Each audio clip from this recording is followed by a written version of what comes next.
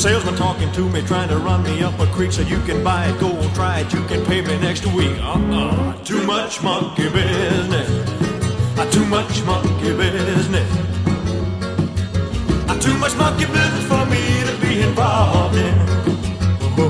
But anyway, it's time now for a man that you probably know already. He was recently seen on the BBC on the Wimbledon Championships Poetry in Residence as host of the Poetry Cafe's long-running flagship Poetry and Blood, and also the monthly seller.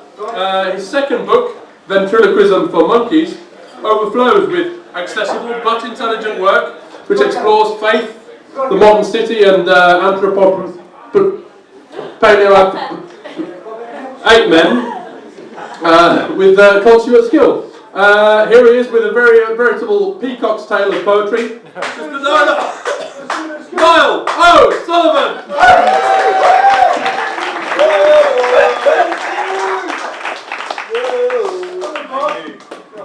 Thank you very much. How are we doing, my fellow hominids? That's natural selection at work there. Give me a Darwin Award. Exactly. Richard will try his best to be selected against, although you have donated sperm, haven't you? So you have ruined the punchline to my poem. Sorry about that. Hawkins. Anyway. Oh no, don't please. Oh, that's it. I hate it when my dad turns out. I'm so sorry. It's the ghost of Stephen Jay Gould. Okay. Anyway, see, that was the in-joke there. I'm going to start right off. All of my poems will be about paleoanthropology, so it's basically covering 7 million years of human evolution in about 13 minutes. Which shouldn't be too much of a chore. I had it all memorised and now I've just chickened out at the last moment, so I'm going to read from the page. So this is like my introduction to paleoanthropology. You are probably unprepared for this journey, dear reader. I have doubtless caught you in some treacherous parallax between Eden and that paleoanthropological Abbey Road. You know the one, knuckle-walking Paul, crouching George, slouching Ringo, upright, spear-carrying John. Hold both of these in your hands. In one is the myth of the fall from perfection. In the other, the myth of the inexorable rise towards it.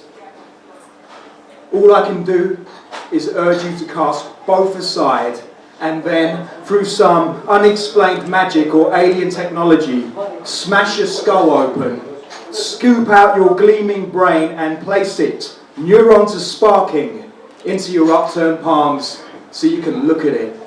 Yeah, look at it. With eyes that are still in your skull, remember this is a poem.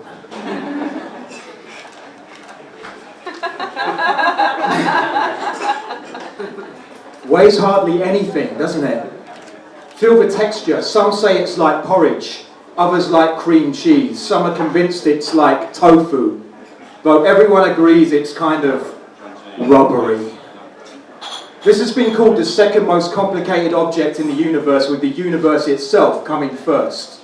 This is what Aristotle thought was an organ for cooling the blood, and 2 millennia later we still know nothing about it. Now see this? This is the brain of a chimpanzee.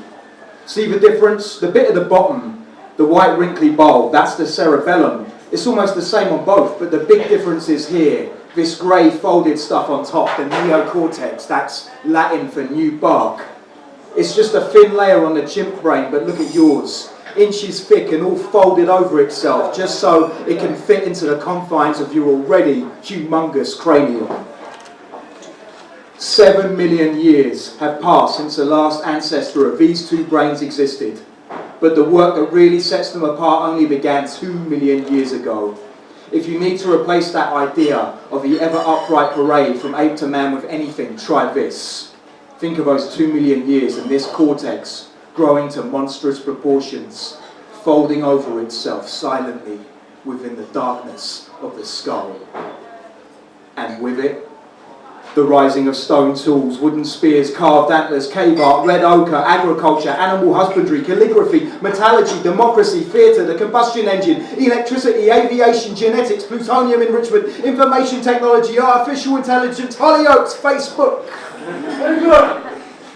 All within 2 million years. That's nothing. Not even a click of the uranium clock. See, beautiful, isn't it? Once you get over the shock, you're left with a dizzy euphoria about what you really are and your place within the cosmos. And now, I think you're ready to meet your ancestors. We'll take those first timid steps with Ardy, updated about a week ago. Stroll along with Lucy, before launching into a savannah sprint with Homo ergaster. We'll heed the call of the east with Homo erectus, feast on some rare roast mammoth with the Neanderthals, place a Cro-Magnon hand for posterity on a cave wall, before finally becoming Homo sapiens, can of Stella while watching the Machicus. Ready? Fantastic. But before we set off, please, just put that brain away. You look ridiculous.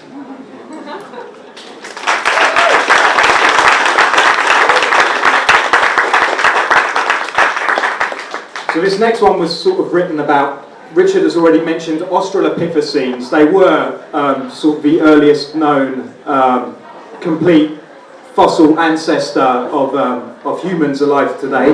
And I had a bit of a situation really, because there I was writing all this work with this gig to do in a few weeks, and I just thought, brilliant, I've got this. I'm very prepared. Let's hope that there's not some giant well-publicised find about 2 weeks before I do this gig that completely rubbishes all the science that went before it. So let's hope that doesn't happen and that it's not on everything, which basically happened.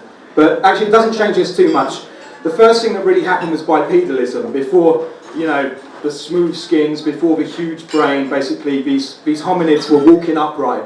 And one of the first prices to pay for this upright gait was a very narrow pelvis, which basically means that out of all the other animals alive, humans had the longest, most painful and most dangerous births, basically. So as you might notice, you watch a wildlife documentary, there's some gazelle walking along the tundra and it's just like la-di-da-di-da, plop, la-di-da-di-da, and that's labour for most animals. And even the gazelle kind of falls out running, because he's got to, you know, so he's just like totally like that, he's ready, you know, because like if you're not ready, you die out there, you know what I mean? But whereas humans are just basically can't walk, can't do, you know, just completely useless, babbling, shitting themselves until they're at least 40. So, but yeah. So basically that's the explanation for that. Actually, I do have to say that the Kansas Education Board did say that I have to give the alternative to that theory. And so but it's also a theory that birth is painful because Eve basically made sure her hubby got one portion of his recommended 5 a day. So, this is about one of those painful first births, and there's the rest of the part. It's called Firstborn.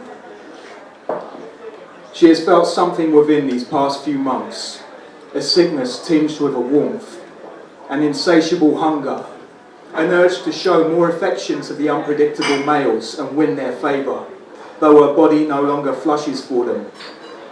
And though the ground is the place where all her social duties and politics and hierarchies play out, these strange new urges lead her to climb a tree, arrange branches into a nest and bed herself down as sudden pangs set in. Pain flashes through her, as if the tree she lays in is a claw clenching tight, distended from the wrist of an angry earth. Her cries only recognised by some of the troops stirring below, as her waters break and disperse. Another momentary flash within this overbearing heat. Another scream, and the thing that weighed her down and drove her hunger is expelled, a mewing bulge of bloodied fur. Relieved, flooded by a sudden dreamy mud of exhaustion and love, she licks the rump clean, devours the placenta, hooks him onto her nipple, oblivious to sudden lightning sending the rest of the troop for shelter. The heavy rain falls and her humming son glugs down her milk, says yes to the will, accepts this life. As a cool rivulet finds its way through the mesh of branches, she raises her mouth and drinks.